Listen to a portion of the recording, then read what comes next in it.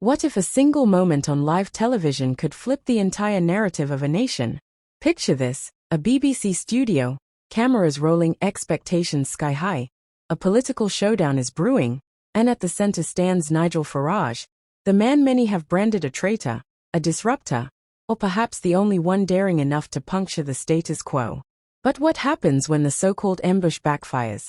Not with shouts or scandal, but with a calm, surgical demolition of the media's own playbook. Before we plunge into the shocking twists of this broadcast and the fallout that shook both Parliament and the public, make sure to smash that subscribe button so you never miss the stories that others are too scared to tell. The air was thick with tension as Farage sat across from the BBC host, who wasted no time in firing off rapid questions: immigration, Brexit, a sluggish economy. Aren't you just stirring up fear? The presenter challenged, eyes narrowed, voice heavy with skepticism. But Farage didn't blink. With the cool composure of someone who's been underestimated too many times, he dropped a bombshell. 1 in every 30 people living here arrived in just the last 2 years. If you were watching, you could feel the studio tighten. Is this just posturing? Or is something deeper at stake? Something the British people have felt in their bones but never seen so starkly spelled out on national TV? The host scrambled to push back, but Farage countered with government statistics, every rebuttal met with unflinching data.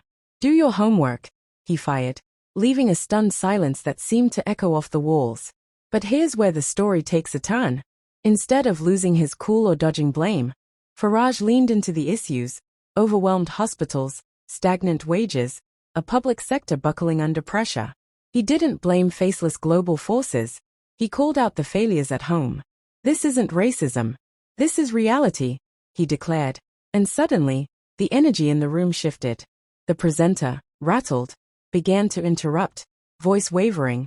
But Farage seized the moment, not as a cornered guest but as someone taking the reins. He called out the media itself. The real betrayal isn't policy, it's the press, covering for broken promises and letting the public down. Have you ever wondered if the news you're watching is really designed to inform you, or just to keep you pacified? In those tense minutes, it seemed millions were asking the same. And then, unexpectedly, the country responded. Across social media, not only Farage's loyalists but ordinary people, nurses, pensioners, disillusioned youth, shared clips, posted reactions, and for once, the conversation wasn't about spin, but about substance. "He's the only one talking straight," read one viral comment. Could it be that the reason the establishment fears Farage isn't his rhetoric, but his refusal to play by their rules?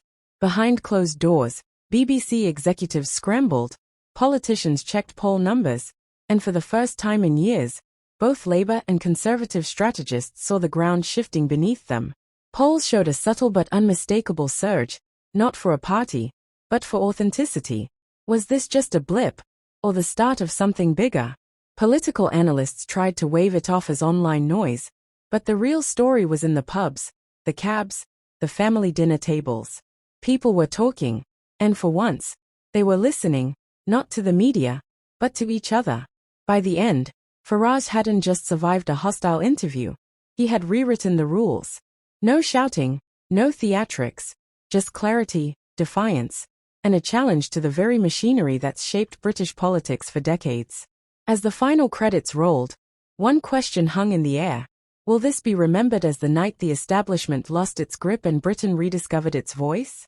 If you want to follow every twist as this story unfolds and stay ahead of the headlines, make sure you've subscribed, because the next chapter is only just beginning.